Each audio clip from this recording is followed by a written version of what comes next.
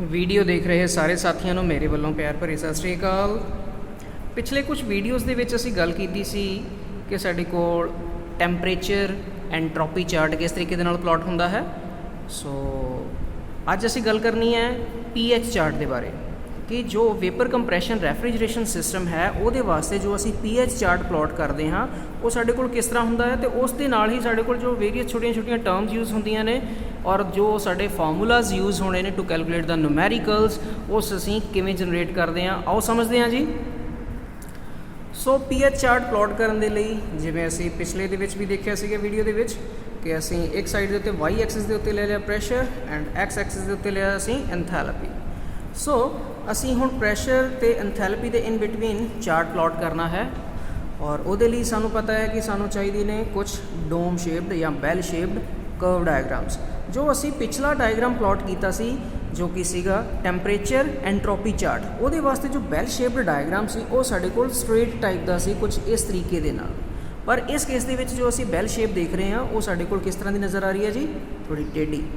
As it is ਜੋ terms ਅਸੀਂ ਉਹਦੇ ਵਿੱਚ ਯੂਜ਼ ਕੀਤੀਆਂ ਸੀ ਸੇਮ ਟਰਮ ਸਾਡੇ ਕੋਲ ਇਹਦੇ ਵਿੱਚ ਹੈ। ਸੈਂਟਰਲੀ ਸਾਡੇ ਕੋਲ ਇੱਕ ਕ੍ਰਿਟੀਕਲ ਪੁਆਇੰਟ ਹੈ ਜਿਸ ਦੇ ਕੋਰਸਪੋਂਡਿੰਗ ਜੋ ਸਾਡਾ ਪ੍ਰੈਸ਼ਰ ਹੋਏਗਾ ਕ੍ਰਿਟੀਕਲ ਪ੍ਰੈਸ਼ਰ ਕਹਿਲਾਏਗਾ। ਔਰ ਇਸ ਤੋਂ ਜੋ ਲੈਫਟ ਸਾਈਡ ਦੇ ਉੱਤੇ ਜੋ ਲਾਈਨ ਹੈ ਉਸ ਨੂੰ ਅਸੀਂ ਕਿਹੜੀ ਲਾਈਨ ਕਹਿੰਦੇ ਹਾਂ ਜੀ, ਲਿਕੁਇਡਸ ਲਾਈਨ ਜਾਂ ਲਿਕੁਇਡ ਲਾਈਨ, ਜਿਸ ਨੂੰ ਅਸੀਂ HF ਵੀ ਆਖਦੇ ਹਾਂ। ਕਿ ਇਸ ਲਾਈਨ ਤੋਂ ਲੈਫਟ ਸਾਈਡ 'ਤੇ ਜਿੰਨੀ ਸਾਡੇ ਕੋਲ ਵੈਲਿਊ ਹੋਏਗੀ ਜਾਂ ਜੋ ਸਟੇਟ ਆਫ ਗੈਸ ਹੋਏਗੀ, ਜੋ ਸਟੇਟ ਆਫ ਰੈਫਰੀਜਰੈਂਟ ਹੋਏਗਾ ਉਹ ਸਾਡੇ ਕੋਲ ਸਬ ਕੂਲਡ ਰੀਜਨ ਦੇ ਵਿੱਚ ਹੋਏਗਾ ਔਰ ਲਿਕੁਇਡਸ ਫਾਰਮ ਦੇ ਵਿੱਚ ਹੋਏਗਾ।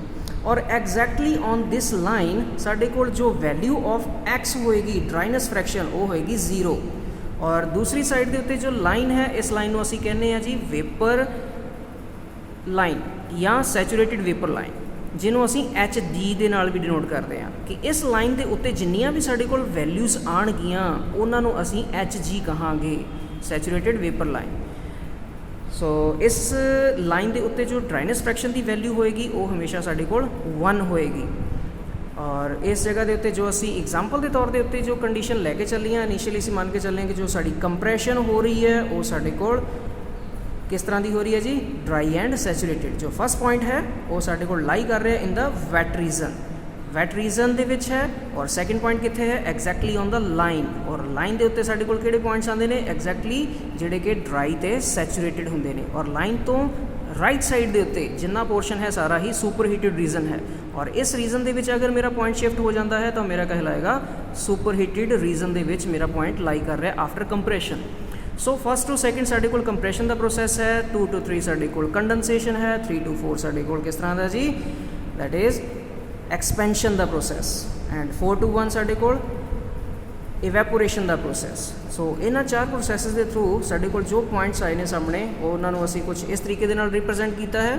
ਤਾਂ ਸਾਹਮਣੇ ਅਸੀਂ ਗ੍ਰਾਫ ਦੇ ਵਿੱਚ ਦੇਖ ਪਾ ਰਹੇ ਹਾਂ ਕਿ ਜੋ ਸਾਡੇ ਕੋਲ x ਜਿੱਥੇ ਡਰਾਈਨੈਸ ਫ੍ਰੈਕਸ਼ਨ ਮੇਰਾ x0 ਹੈ ਜਿਹੜੀ ਕਿ ਲਿਕੁਇਡਸ ਲਾਈਨ ਹੈ ਉਹ ਮੇਰੇ ਕੋਲ ਓਰੀਜਨ ਤੋਂ ਪਾਰ ਚਲੇ ਗਈ। ਮਤਲਬ ਕਿ ਅਗਰ ਮੈਂ 4th ਜਾਂ ਫਸਟ ਪੁਆਇੰਟ ਦੇ ਕੋਰਸਪੋਂਡਿੰਗ ਜੋ ਪੁਆਇੰਟ ਨੋਟ ਕੀਤਾ ਉਹ ਇਸ ਲਾਈਨ ਦੇ ਉੱਤੇ ਲਿਕੁਇਡਸ ਲਾਈਨ ਦੇ ਉੱਤੇ ਮੇਰੇ ਕੋਲ ਕਿੱਥੇ ਚਲੇ ਗਿਆ ਜੀ, ਗ੍ਰਾਫ ਤੋਂ ਬਾਹਰ ਚਲਾ ਗਿਆ। ਔਰ ਇਸ ਤਰ੍ਹਾਂ ਦੀ ਕੰਡੀਸ਼ਨ ਉਦੋਂ ਹੋਏਗੀ ਜਦੋਂ ਮੇਰੇ ਕੋਲ HF1 ਮਤਲਬ ਕਿ ਜੋ ਮੇਰੀ ਵੈਲਿਊ ਹੈ ਸੈਂਸੀਬਲ ਹੀਟ ਆਫ ਲਿਕੁਇਡ ਉਹ ਨੈਗੇਟਿਵ ਹੋਊਗੀ। ਸਪੋਜ਼ ਕੋਈ ਨਿਊਮੈਰੀਕਲ ਮੈਂ ਕਰ ਰਿਹਾ, ਮੈਨੂੰ HF ਦੀ ਵੈਲਿਊ ਕੁਝ ਨੈਗੇਟਿਵ ਦਿੱਤੀ ਹੋਈ ਹੈ ਕਿ ਜੋ ਸੈਂਸੀਬਲ ਹੀਟ ਆਫ ਲਿਕੁਇਡ ਹੈ ਦੈਟ ਇਜ਼ ਨੈਗੇਟਿਵ। ਤਾਂ ਉਸ ਕੰਡੀਸ਼ਨ ਦੇ ਵਿੱਚ ਜਿਹੜਾ ਮੇਰੀ ਲਾਈਨ ਹੈ ਇਸ ਲਾਈਨ ਨੂੰ ਵਰਟੀਕਲ ਐਕਸਿਸ ਨੂੰ ਕ੍ਰੋਸ ਕਰਕੇ ਬਾਹਰ ਚਲੀ ਜਾਏਗੀ। ਸੋ ਅਗਰ ਇਹੀ ਚੀਜ਼ ਅਗਰ ਮੇਰੇ ਕੋਲ ਪੋਜ਼ੀਟਿਵ ਹੈ ਤਾਂ HF ਦੀ ਵੈਲਿਊ ਹੁਣ ਮੈਂ ਪੋਜ਼ੀਟਿਵ ਕਿਸ ਤਰੀਕੇ ਦੇ ਨਾਲ ਲੈਣੀ ਹੈ। ਮੰਨ ਲਓ ਮੈਨੂੰ ਕੋਈ ਨਿਊਮੈਰੀਕਲ ਦਿੱਤਾ ਹੈ ਔਰ ਉਹਦੇ ਵਿੱਚ ਮੈਨੂੰ HF ਦੀ ਵੈਲਿਊ ਪੋਜ਼ੀਟਿਵ ਦਿੱਤੀ ਹੋਈ ਹੈ। ਤਾਂ ਜਿਵੇਂ ਤੁਸੀਂ ਦੇਖ ਰਹੇ ਹੋ ਹੁਣ ਨੀਚੇ ਛੋਟੇ ਡਾਇਗਰਾਮ ਦੇ ਵਿੱਚ ਕਿ ਮੇਰੇ ਕੋਲ ਜੋ ਆਹ ਪੁਆਇੰਟ ਆ ਗਿਆ ਔਰ ਇਸ ਪੁਆਇੰਟ ਨੂੰ ਸਪੋਜ਼ ਮੈਂ ਨਾਮ ਦੇ ਦਿੰਦਾ ਹਾਂ A, ਔਰ ਇਹ ਪੁਆਇੰਟ ਮੇਰੇ ਕੋਲ ਇਨ ਦਾ ਰੀਜਨ ਲਾਈ ਕਰੇਗਾ, ਹੋਏਗਾ ਮੇਰੇ ਕੋਲ ਸਬਕੂਲਡ ਰੀਜਨ ਦੇ ਵਿੱਚ ਹੀ, ਮਤਲਬ ਕਿ ਗ੍ਰਾਫ ਤੋਂ ਰਾਈਟ ਸਾਈਡ ਦੇ ਉੱਤੇ। ਔਰ ਇਹ ਜਿਹੜੀ ਮੇਰੀ ਵੈਲਿਊ ਆਈ HF1 ਇਹ ਹੁਣ ਮੇਰੀ ਇਸ ਟਾਈਮ ਪੋਜ਼ੀਟਿਵ ਵੈਲਿਊ ਹੋਏਗੀ। ਆਓ ਇੱਕ ਵਾਰੀ ਜੋ ਅਸੀਂ ਵੈਲਿਊਜ਼ ਇੱਥੇ ਲਈਆਂ ਨੇ ਉਹਨਾਂ ਨੂੰ ਅਸੀਂ ਚੈੱਕ ਕਰ ਲਈਏ। ਕੈਪੀਟਲ H ਜਾਂ ਸਿੰਪਲ ਸਮਾਲ h, ਇਹਨੂੰ ਅਸੀਂ ਕਾਊਂਟ ਕਰਦੇ ਹਾਂ ਐਂਥੈਲਪੀ ਆਫ ਦਾ steam, HFG latent heat of vaporization, HF sensible heat of liquid, HG latent heat of gas, and X is the dryness fraction। ਉਹਨਾਂ ਵਾਸਤੇ ਹੀ ਸਾਰੀਆਂ ਅਸੀਂ ਇੱਥੇ ਕੁਝ ਛੋਟੀ ਛੋਟੀਆਂ ਵੈਲਿਊਜ਼ ਦੇਖਣੀਆਂ ਨੇ, ਇਹਨਾਂ ਤੋਂ ਹੀ ਅਸੀਂ ਨੋਟ ਕਰਨੇ ਨੇ ਸਾਡੇ ਫਾਰਮੂਲਾਜ਼ ਕਿਵੇਂ ਜਨਰੇਟ ਹੋਣੇ ਨੇ। ਸੋ ਆਓ ਨੈਕਸਟ ਨੋਟ ਕਰਦੇ ਹਾਂ ਜੀ। HF ਦੇ ਬਾਰੇ ਸਾਨੂੰ ਪਤਾ ਲੱਗ ਗਿਆ। ਇਸ ਜਗ੍ਹਾ ਤੋਂ ਹੁਣ ਜੋ ਸਾਡੇ ਕੋਲ ਬਾਕੀ ਵੈਲਿਊਜ਼ ਨੇ ਉਹ ਕਿਸ ਤਰੀਕੇ ਨਾਲ ਆਉਣਗੀਆਂ, ਜਿਵੇਂ ਕਿ ਅਸੀਂ ਦੇਖਦੇ ਹਾਂ ਕਿ ਜੋ ਮੇਰਾ ਫਸਟ ਪੁਆਇੰਟ ਹੈ, ਫਸਟ ਪੁਆਇੰਟ ਦੇ ਕੋਰਸਪੋਂਡਿੰਗ ਜੋ ਮੇਰੀ ਵੈਲਿਊ ਆਏਗੀ ਉਹਨੂੰ ਅਸੀਂ H1 ਕਵਾਂਗੇ। ਸੋ H1 ਅਸੀਂ ਕਿੱਥੋਂ ਕਾਊਂਟ ਕਰਨੀ ਹੈ? From the origin. ਓਰੀਜਨ ਸਾਡਾ ਇਸ ਜਗ੍ਹਾ ਤੋਂ ਲੈ ਕੇ ਇਹ ਸਾਰੀ ਮੇਰੀ ਵੈਲਿਊ ਆ ਗਈ H1 ਦੀ, ਐਂਥੈਲਪੀ ਆਫ ਪੁਆਇੰਟ 1।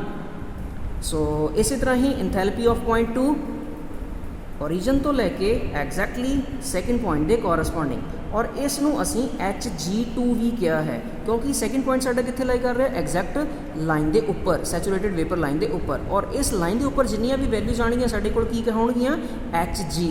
ਔਰ ਸੈਕਿੰਡ ਪੁਆਇੰਟ ਸਾਡਾ ਕਿੱਥੇ ਲਾਈ ਕਰ ਰਿਹਾ? Hg ਲਾਈਨ ਦੇ ਉੱਤੇ। ਸੋ ਇਸ ਜਗ੍ਹਾ 'ਤੇ ਫਿਰ ਅਗਰ ਪੁਆਇੰਟ ਲਾਈ ਕਰ ਰਹੇ ਤਾਂ ਉਹਨੂੰ ਅਸੀਂ ਕਾਊਂਟ ਕਰਾਂਗੇ Hg2।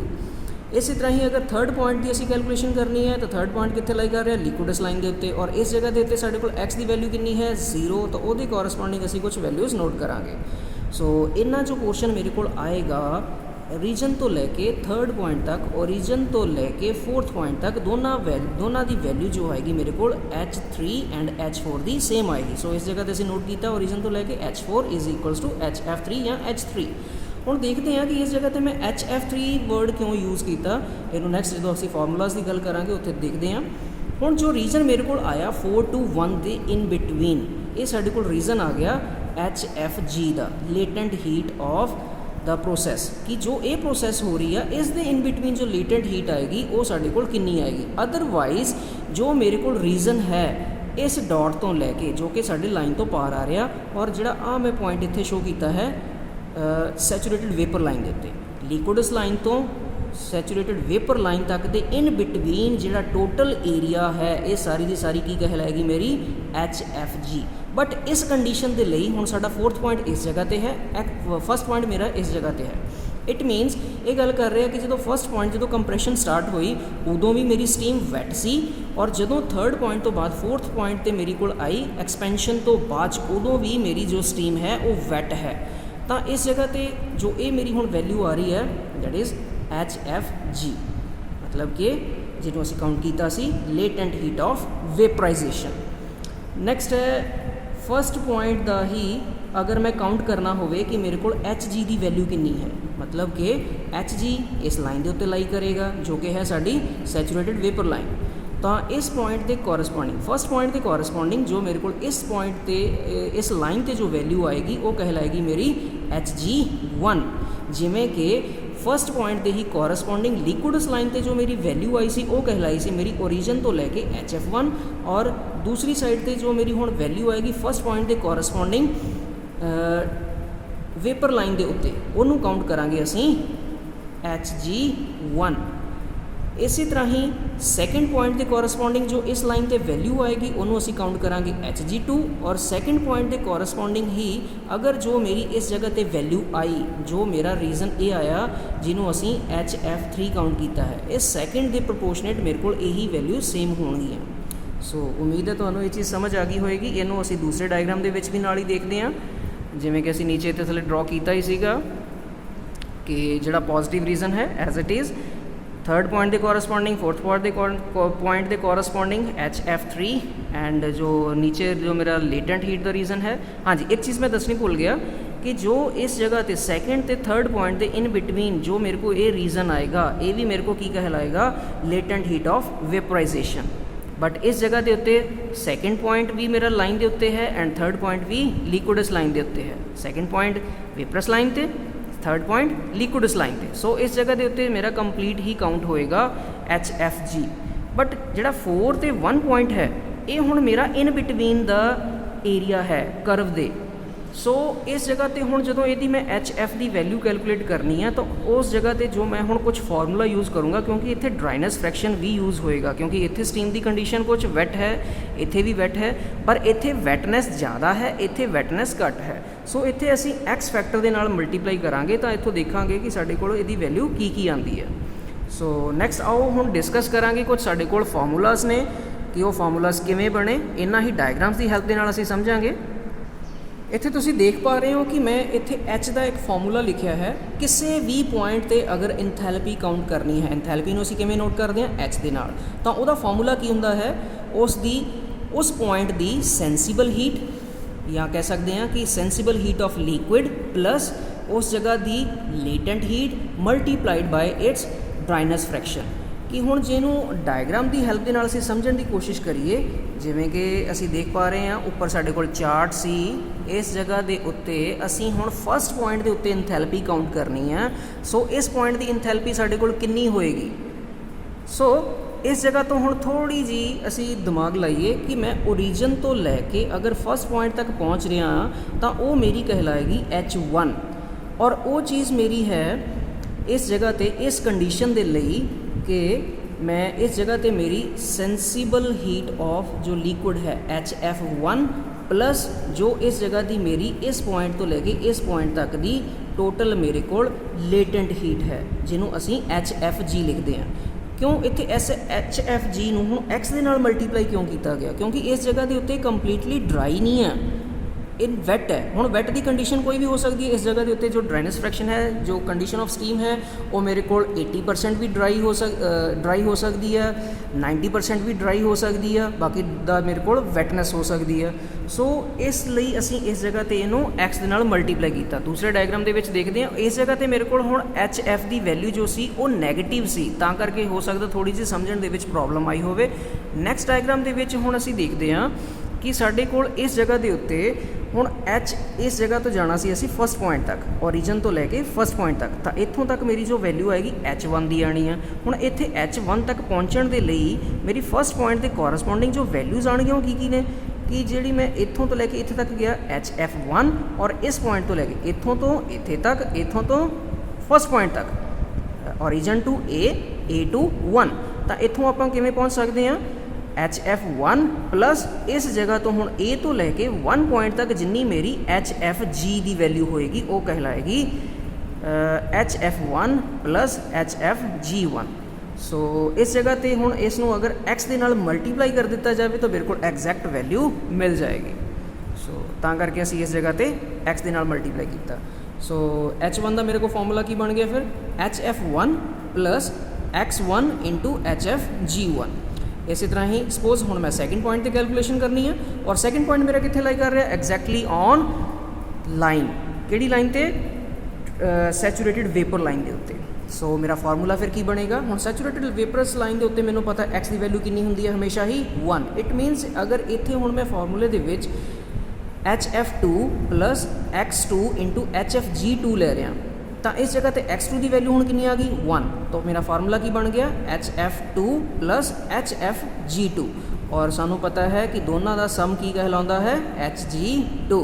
ਸੋ ਇੱਥੋਂ ਅਸੀਂ ਦੇਖਦੇ ਹਾਂ ਕਿ ਸਾਡੇ ਕੋਲ ਇੱਕ ਹੋਰ ਛੋਟਾ ਜਿਹਾ ਫਾਰਮੂਲਾ ਬਣ ਗਿਆ ਕਿ ਹਮੇਸ਼ਾ ਹੀ ਐਂਥੈਲਪੀ ਆਫ ਜੋ ਗੈਸ ਹੁੰਦੀ ਹੈ, ਜਿਹਨੂੰ ਅਸੀਂ ਇੱਥੇ ਨੋਟ ਕੀਤਾ ਹੈ Hg2 ਦੇ ਨਾਲ, ਸੋ ਉਹ ਕਿਹਦੇ ਇਕੁਅਲ ਹੁੰਦੀ ਹੈ, HF2 ਮਤਲਬ ਕਿ sensible heat of liquid plus HFG2। ਇੱਥੇ ਮੈਂ ਥੋੜੀ ਜਿਹੀ ਮਿਸਟੇਕ ਕਰ ਗਿਆ ਸੀ, ਸੋ HFG2 ਦੇ ਬਰਾਬਰ। ਸੋ ਇੱਥੋਂ ਸਾਨੂੰ ਇੱਕ ਹੋਰ ਰਿਲੇਸ਼ਨ ਮਿਲ ਗਿਆ, ਇਹ ਵੀ ਅਸੀਂ ਕਾਫੀ ਨੂਮੈਰੀਕਲਸ ਦੇ ਵਿੱਚ ਅੱਗੇ ਯੂਜ਼ ਕਰਾਂਗੇ। ਸੋ ਫਾਈਨਲੀ ਦੇਖਦੇ ਹਾਂ ਜੋ ਮੇਰਾ ਫਾਰਮੂਲਾ ਸੀ ਫਿਰ ਉਹ ਮੇਰੇ ਕੋਲ ਕੀ ਕਹਿਲਾਇਆ, ਦੈਟ ਇਜ਼ H2। ਮੇਰੇ ਕੋਲ ਜੋ ਵੈਲਿਊ Hg2 ਦੀ ਹੋਏਗੀ ਉਹੀ ਵੈਲਿਊ ਮੇਰੀ H2 ਦੀ ਹੋਏਗੀ। ਸੋ ਨੈਕਸਟ ਅਸੀਂ ਦੇਖਦੇ ਹਾਂ H3, ਇਸੇ ਤਰ੍ਹਾਂ ਹੀ similar HF3 plus X3 HFG3, ਔਰ ਇਸ ਕੰਡੀਸ਼ਨ ਦੇ ਲਈ ਸਾਡੇ ਕੋਲ X ਦੀ ਵੈਲਿਊ ਕਿੰਨੀ ਹੈ, ਔਰ ਥਰਡ ਪੁਆਇੰਟ ਸਾਡਾ ਕਿੱਥੇ ਲਾਈ ਕਰਦਾ ਹੈ, ਲਿਕੁਇਡਸ ਲਾਈਨ ਦੇ ਉੱਤੇ, ਔਰ ਉਸ ਲਾਈਨ ਦੇ ਉੱਤੇ X ਦੀ ਵੈਲਿਊ ਕਿੰਨੀ ਹੈ ਸਾਡੀ, 0। ਔਰ ਦੇਅਰਫੋਰ X ਦੀ ਵੈਲਿਊ ਅਗਰ ਮੈਂ 0 ਪੁੱਟ ਕੀਤੀ ਤਾਂ ਕੰਪਲੀਟ ਟਰਮ ਮੇਰੇ ਕੋਲ ਕੀ ਬਣ ਗਈ, 0। ਤਾਂ ਕਰਕੇ ਇੱਥੇ ਸਾਡੇ ਕੋਲ ਹੁਣ ਕੀ ਆ ਗਿਆ, H3 is equals to HF3। ਸੋ ਤੁਹਾਨੂੰ ਪਤਾ ਲੱਗ ਗਿਆ ਹੋਣਾ ਕਿ ਉੱਪਰ ਜਿਹੜੇ ਮੈਂ ਨੋਟੇਸ਼ਨ ਲਈ ਸੀ ਕਿ H4 ਨੂੰ ਮੈਂ HF3 ਕਿਉਂ ਨੋਟ ਕੀਤਾ ਸੀ, ਇਸ ਜਗ੍ਹਾ 'ਤੇ ਤੁਸੀਂ ਦੇਖ ਪਾ ਰਹੇ ਹੋ H4 is equals to HF3। ਤਾਂ ਤੁਹਾਨੂੰ ਪਤਾ ਲੱਗ ਗਿਆ ਹੋਏਗਾ ਕਿ ਹੁਣ H4 ਨੂੰ HF3 ਵੀ ਲਿਖ ਸਕਦੇ ਹਾਂ, H3 ਵੀ ਨੋਟ ਕਰ ਸਕਦੇ ਹਾਂ, ਕਿਉਂਕਿ ਇਸ ਜਗ੍ਹਾ ਦੇ ਉੱਤੇ ਡਰਾਈਨੈਸ ਫ੍ਰੈਕਸ਼ਨ ਦੀ ਵੈਲਿਊ ਕਿੰਨੀ ਹੈ, 0। ਸੋ ਤਾਂ ਜੋ ਮੇਰੇ ਕੋਲ ਫਾਰਮੂਲਾ ਬਣ ਗਿਆ ਉਹ ਕੁਛ ਇਸ ਤਰੀਕੇ ਦੇ ਨਾਲ ਆ ਗਿਆ, H3 is equals to HF3 ਜਾਂ ਇਕੁਅਲ ਟੂ H4।